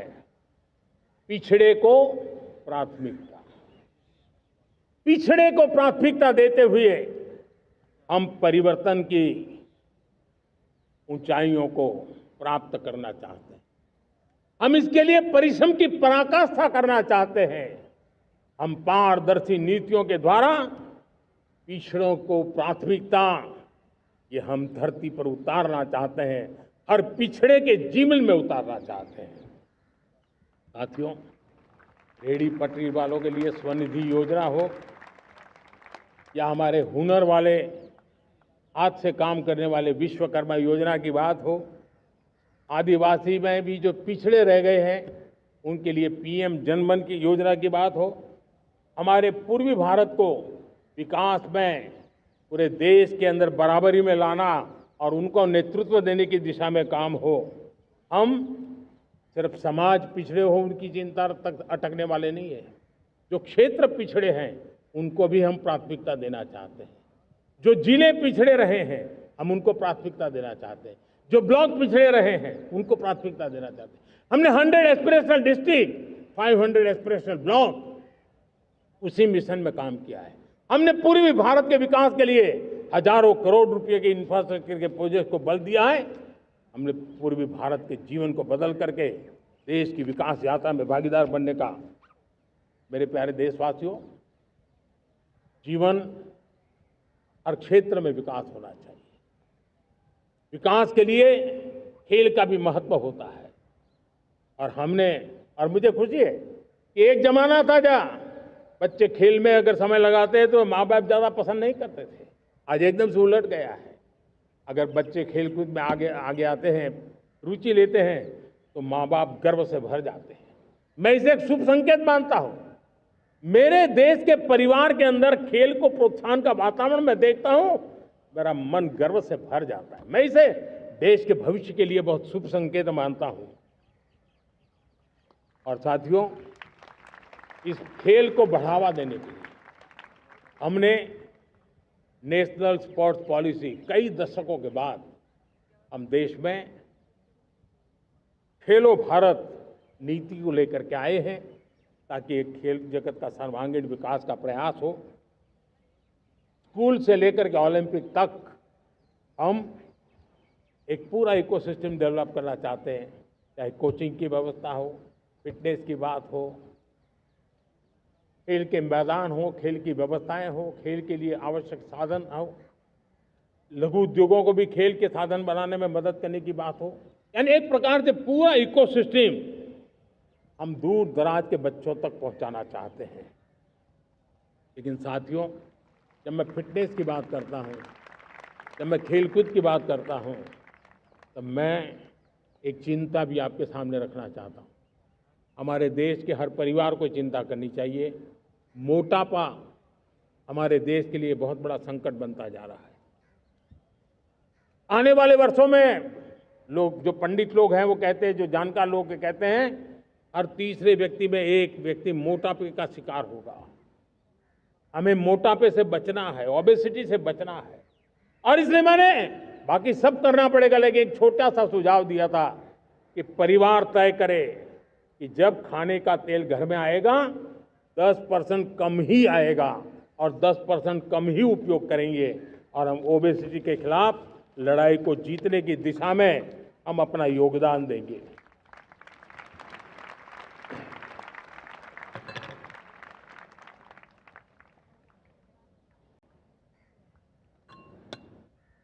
मेरे प्यारे देशवासियों, हमारा देश भाग्यवान है। हजारों साल की विरासत के हम धनी हैं, और वो हमें निरंतर ऊर्जा मिलती है, प्रेरणा मिलती है, त्याग और तपस्या की राह मिलती है। आज गुरु तेग बहादुर, यह वर्ष गुरु तेग बहादुर जी का 350वां शहीदी वर्ष है। देश की संस्कृति की रक्षा, भारत के मूल्यों की रक्षा के लिए उन्होंने अपना सब कुछ न्योछावर कर दिया। मैं आज उनको नमन करता हूं। साथियों, हमारी संस्कृति की ताकत हमारी विविधता है। हम विविधता को सेलिब्रेट करना चाहते हैं, हम विविधता को सेलिब्रेट करने की आदत बनाना चाहते हैं। यह हमारा गौरव है कि हमारा भारत माँ का ये बगीचा कितने विविध प्रकार के फूलों से सजा हुआ है, कितनी विविधताएं हैं। ये विविधता हमारे लिए एक बहुत बड़ा, हमारी विरासत है, बहुत बड़ा गौरव है। हमने प्रयागराज के महाकुंभ में देखा भारत की विविधता को कैसे जिया जाता है। एक स्थान पर करोड़ों लोग, एक ही भाव, एक ही प्राण, एक ही प्रयास, दुनिया के लिए बहुत बड़ा अजूबा है। महाकुंभ की वो सफलता भारत की एकता की, भारत के सामर्थ्य की दुहाई देती है। साथियों, हमारा देश भाषाओं की विविधता से बहुत ही भरा हुआ है, पुलकित है, और इसीलिए हमने मराठी, असमिया, बांग्ला, पाली, प्राकृत को क्लासिकल लैंग्वेज का दर्जा दिया है। और मेरा मत है, हमारी भाषाएं जितनी विकसित होगी, हमारी सभी भाषाएं जितनी समृद्ध होगी, हमारे नॉलेज के सिस्टम को भी उतना ही बल मिलने वाला है। और हमारी वो ताकत है, आज जब डेटा का जमाना है ना, तो ये ताकत दुनिया के लिए भी बड़ी ताकत बन सकती है। इतना सामर्थ्य हमारी लैंग्वेज में। हमें हमारी सभी भाषाओं पर गर्व होना चाहिए। हमारी सभी भाषाओं के विकास के लिए हर किसी ने बनते हुए प्रयास करना चाहिए। साथियों, पांडुलिपि में हमारे ज्ञान के भंडार पड़े हैं, लेकिन उसके प्रति उदासीनता रही है। इस बार हमने ज्ञान भारतम योजना के तहत देश भर में जहां भी हस्तलिखित ग्रंथ है, जहां पांडुलिपियां हैं, सदियों पुराने जो दस्तावेज हैं, उनको खोज खोज करके आज की टेक्नोलॉजी का उपयोग करते हुए उस ज्ञान की समृद्धि को आने वाली पीढ़ियों के लिए काम आए, उस दिशा में काम कर रहे हैं। मेरे प्यारे देशवासियों, हमारा स्पष्ट मत है, यह देश सिर्फ सरकारें नहीं बनाती है, यह देश राजसत्ता पर विराजमान लोग ही नहीं बनाते हैं, ये देश शासन की धुरा संभालने वाले नहीं बनाते हैं। ये देश बनता है कोटि कोटि जनों के पुरुषार्थ से, ऋषियों के, मुनियों से, वैज्ञानिकों के, शिक्षकों के, किसानों के, जवानों के, सेना के, मजदूरों के, हर किसी के प्रयास से देश बनता है। हर किसी का योगदान होता है, व्यक्ति का भी होता है, संस्थाओं का भी होता है। आज मैं बहुत गर्व के साथ एक बात का जिक्र करना चाहता हूं। आज से 100 साल पहले एक संगठन का जन्म हुआ, राष्ट्रीय स्वयंसेवक संघ। 100 साल की राष्ट्र की सेवा एक बहुत ही गौरवपूर्ण स्वर्णिम पृष्ठ है। व्यक्ति निर्माण से राष्ट्र निर्माण के संकल्प को लेकर के 100 साल तक मां भारती का कल्याण का लक्ष्य लेकर के लक्षावधि स्वयंसेवकों ने मातृभूमि के कल्याण के लिए अपना जीवन समर्पित किया है। सेवा, समर्पण, संगठन और अप्रतिम अनुशासन, ये जिसकी पहचान रही है, ऐसा राष्ट्रीय स्वयंसेवक संघ दुनिया का ये सबसे बड़ा एनजीओ है। एक प्रकार से 100 साल का उसका समर्पण का इतिहास है। आज लाल किले की प्राचीर से 100 साल की इस राष्ट्र सेवा की यात्रा में योगदान करने वाले सभी स्वयंसेवकों को आदरपूर्वक स्मरण करता हूं और देश गर्व करता है राष्ट्रीय स्वयंसेवक संघ की इस 100 साल की भव्य समर्पित यात्रा को, और हमें प्रेरणा देता रहेगा। मेरे प्यारे देशवासियों, हम समृद्धि की ओर जा रहे हैं, लेकिन समृद्धि का रास्ता सुरक्षा से गुजरता है। पिछले 11 वर्षों में राष्ट्र सुरक्षा, राष्ट्र रक्षा, राष्ट्र के नागरिकों की रक्षा, इन सभी मोर्चों पर हमने पूरे समर्पण भाव से काम किया है। हम बदलाव लाने में सफल हुए हैं। यह देश जानता है कि हमारे देश का बहुत बड़ा जनजातीय क्षेत्र नक्सलवाद की चपेट में, माओवाद की चपेट में पिछले कई दशकों से लहूलुहान हो चुका था। सबसे ज्यादा नुकसान मेरे आदिवासी परिवारों को हुआ। आदिवासी माताओं बहनों ने अपने सपने के होनहार बच्चों को खो दिया। नौजवान बेटे गलत रास्ते पर खींच लिए गए, भटकाए गए, उनकी जीवन को तबाह कर दिया गया। हमने फौलादी हाथ से काम लिया। एक समय था, कभी 125 से ज्यादा जिलों में नक्सलवाद अपनी जड़ें जमा चुका था। माओवाद की चंगुल में हमारे जनजातीय क्षेत्र, हमारे जनजातीय नौजवान फंसे हुए थे, और आज 125 जिलों में से कम होते होते हम 20 पर ले आए हैं। उन जनजातीय समाज की सबसे बड़ी हमने सेवा की है। और आप देखिए, एक जमाना था जब बस्तर को याद करते ही माओवाद, नक्सलवाद, बम बंदूक की आवाज सुनाई देती थी। उसी बस्तर में माओवाद नक्सल से मुक्त होने के बाद जब बस्तर के नौजवान ओलंपिक करते हैं, हजारों नौजवान भारत माता की जय बोल करके खेल के मैदान में उतरते हैं, पूरा वातावरण उत्साह से भर जाता है। ये बदलाव देश देख रहा है। जो क्षेत्र कभी रेड कॉरिडोर के रूप में जाने जाते थे, वो आज विकास के ग्रीन कॉरिडोर बन रहे हैं। साथियों, हमारे लिए गर्व की बात है, भारत के नक्शे में जिन क्षेत्रों को लहूलुहान कर दिया गया था, लाल रंग से रंग दिया गया था। हमने वहां संविधान, कानून और विकास का तिरंगा फहरा दिया है। मेरे प्यारे देशवासियों, ये भगवान बिरसा मुंडा की 150वीं जयंती का अवसर है। तब इन जनजातीय क्षेत्रों को नक्सल से मुक्त कर करके, मेरे जनजातीय परिवार के नौजवानों की जिंदगी बचा करके हमने भगवान बिरसा मुंडा को एक सच्ची श्रद्धांजलि दी है।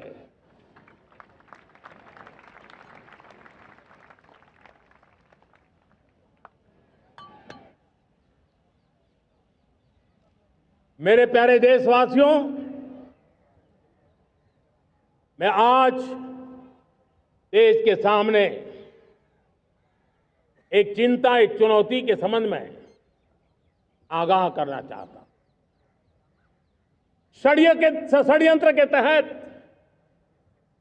सोची समझी साजिश के तहत देश की डेमोग्राफी को बदला जा रहा है। एक नए संकट के बीज बोए जा रहे हैं और ये घुसपैठिए मेरे देश के नौजवानों की रोजी रोटी छीन रहे हैं। एक घुसपैठिए मेरे देश की बहन बेटियों को निशाना बना रहे हैं। ये बर्दाश्त नहीं होगा।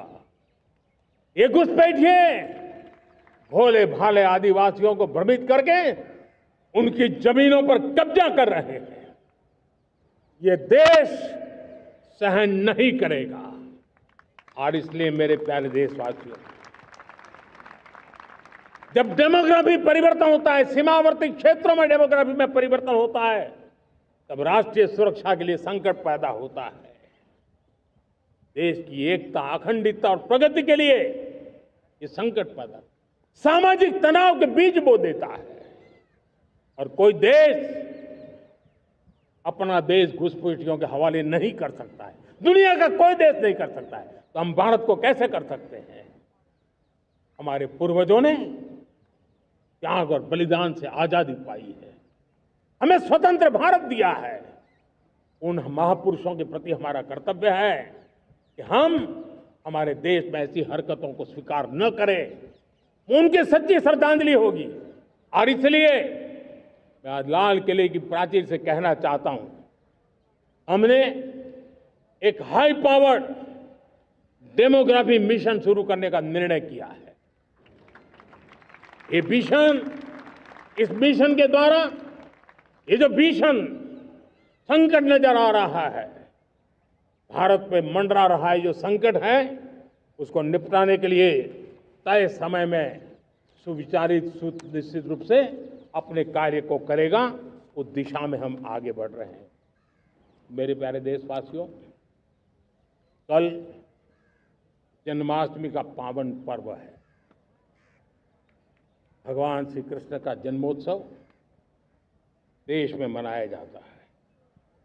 साथियों, जब मुझे भगवान श्री कृष्ण याद आते हैं तो हम देख रहे हैं कि पूरे विश्व में आज युद्ध के तौर तरीके बदल रहे हैं। हमने देखा है कि भारत युद्ध के हर नए तौर तरीकों को निपटने में समृद्ध है। हमने ऑपरेशन सिंदूर में दिखा दिया है। टेक्नोलॉजी में जो भी महारत थी, पाकिस्तान ने हमारे सैन्य ठिकानों पर,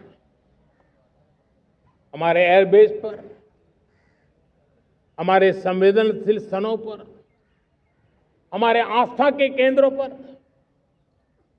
हमारे नागरिकों पर मिसाइल्स, ड्रोन अनगिनत मात्रा में उन्होंने वार किया। देश ने देखा है। लेकिन देश को सुरक्षित रखने के जो प्रयास पिछले 10 साल में हुए हैं, उस ताकत का परिणाम था कि उनके हर हमले को हमारे जाबाजों ने और हमारी टेक्नोलॉजी ने तिनके की तरह बिखेर दी।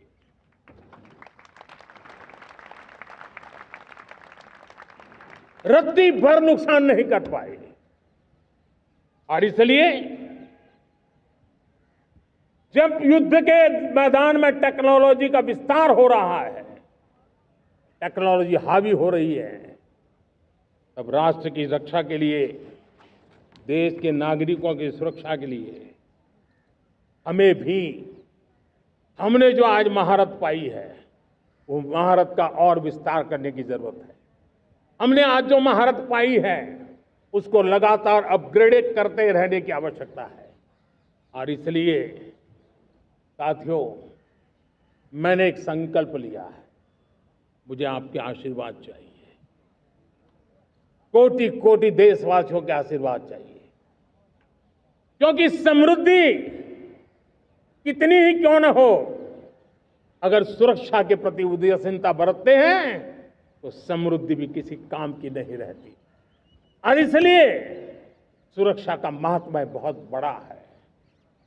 और इसलिए मैं आज लाल किले की प्राचीर से कह रहा हूं, आने वाले 10 साल में 2035 तक राष्ट्र के सभी महत्वपूर्ण स्थलों, जिनमें सामरिक के साथ साथ सिविलियन क्षेत्र भी शामिल है, जैसे अस्पताल हो, रेलवे हो, जो भी आस्था के केंद्र हो, उन्हें टेक्नोलॉजी के नए प्लेटफॉर्म द्वारा पूरी तरह सुरक्षा का कवच दिया जाएगा। ये सुरक्षा का कवच लगातार विस्तार होता जाए, देश का हर नागरिक सुरक्षित महसूस करे, किसी भी प्रकार की टेक्नोलॉजी हम पर वार करने आ जाए, हमारी टेक्नोलॉजी उससे बेहतर सिद्ध हो। और इसलिए आने वाले 10 साल 2035 तक मैं ये राष्ट्रीय सुरक्षा कवच का विस्तार करना चाहता हूं, मजबूती देना चाहता हूं, आधुनिक बनाना चाहता हूं। और इसलिए भगवान श्री कृष्ण से प्रेरणा पाकर के हमने श्री कृष्ण का जो सुदर्शन चक्र था, उस सुदर्शन चक्र की राह को चुना है। आप में से बहुत लोगों को याद होगा, जब महाभारत की लड़ाई चल रही थी, श्री कृष्ण ने अपने सुदर्शन चक्र से सूर्य के प्रकाश को रोक दिया था और दिन में ही अंधेरा कर दिया था। सूर्य प्रकाश को सुदर्शन चक्र से रोक दिया था।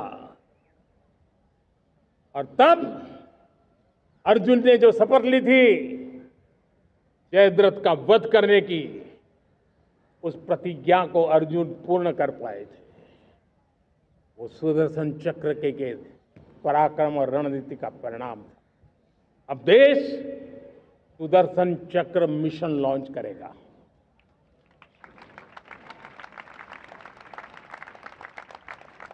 ये मिशन सुदर्शन चक्र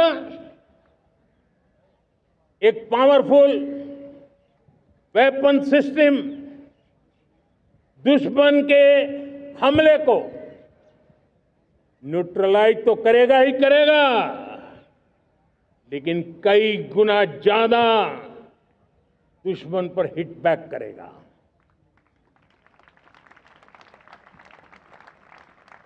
हमने भारत के इस मिशन सुदर्शन चक्र के लिए कुछ मूलभूत बातें भी तय की है।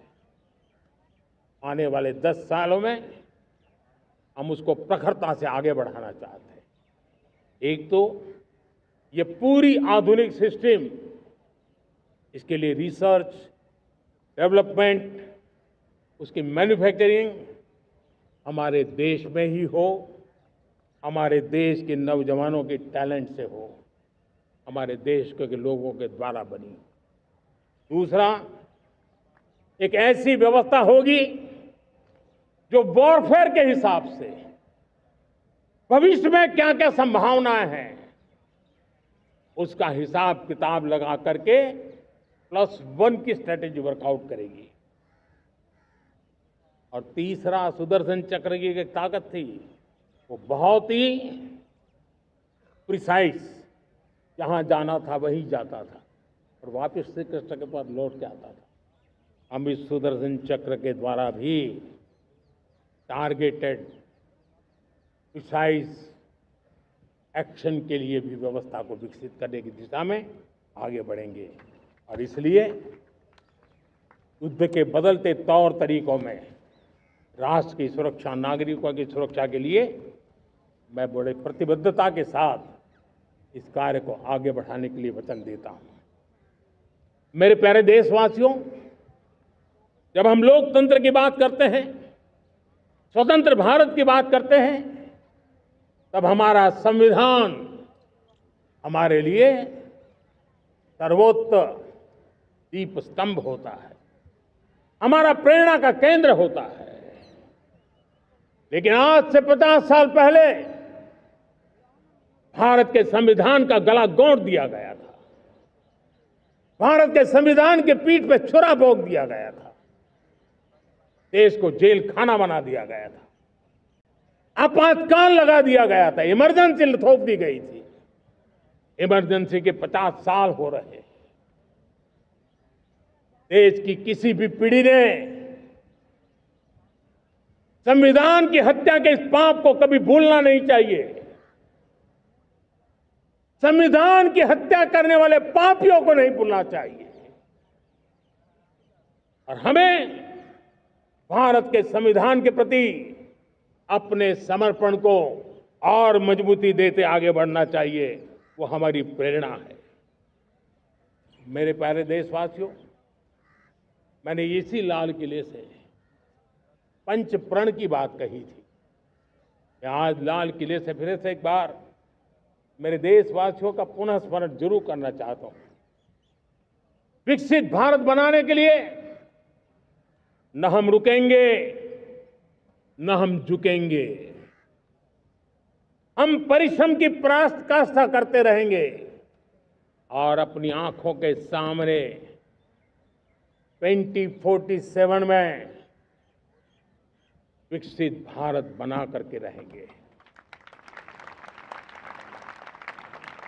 मेरे प्यारे देशवासियों, हमारा दूसरा प्रण है कि हम हमारे जीवन में, हमारी व्यवस्थाओं में, हमारे नियम कानून परंपराओं में गुलामी का एक भी कण अब बचने नहीं देंगे।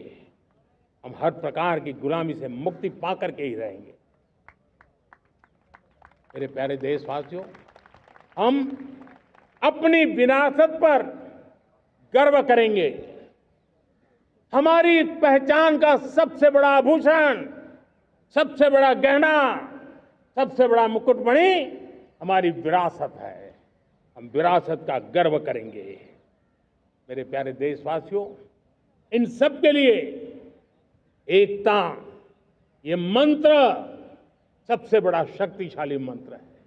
और इसलिए एकता की डोर को कोई काट न सके, ये हमारा सामूहिक संकल्प होगा।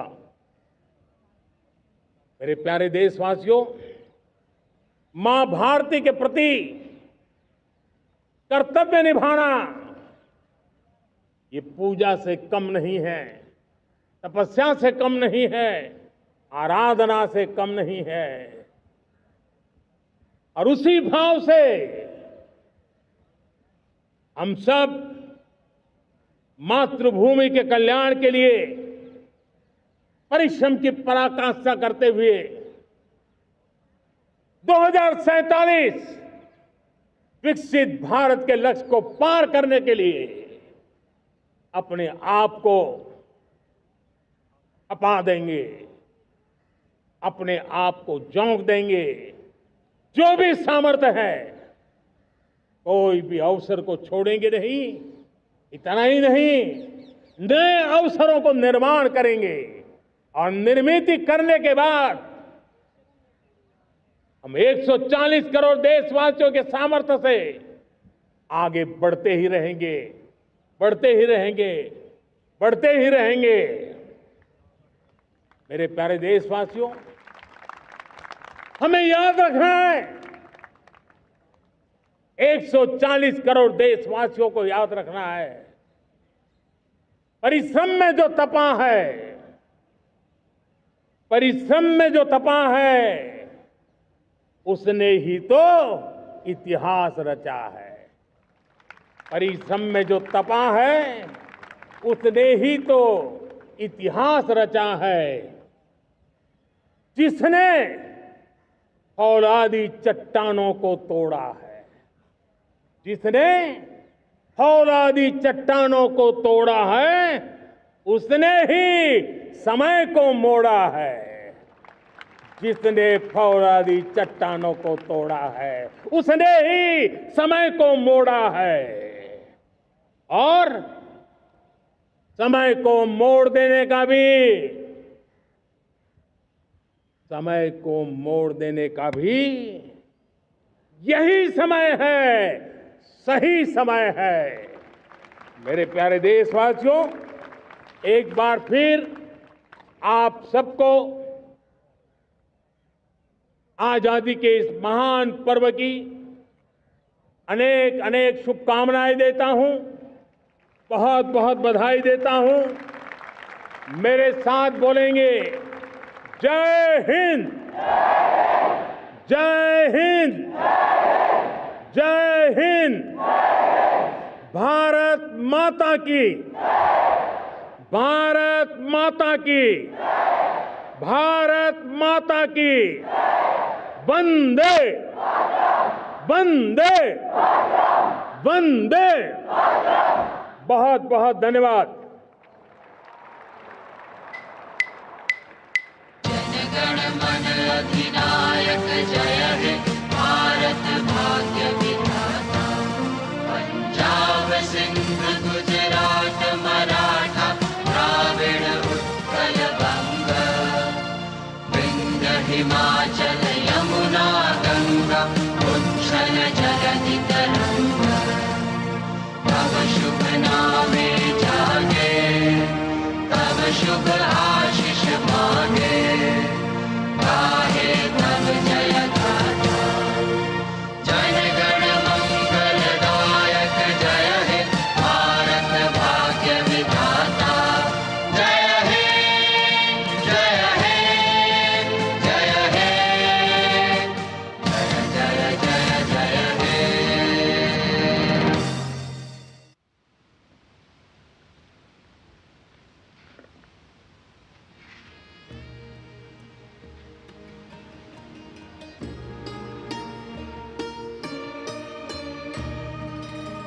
Prime Minister Narendra Modi concluding another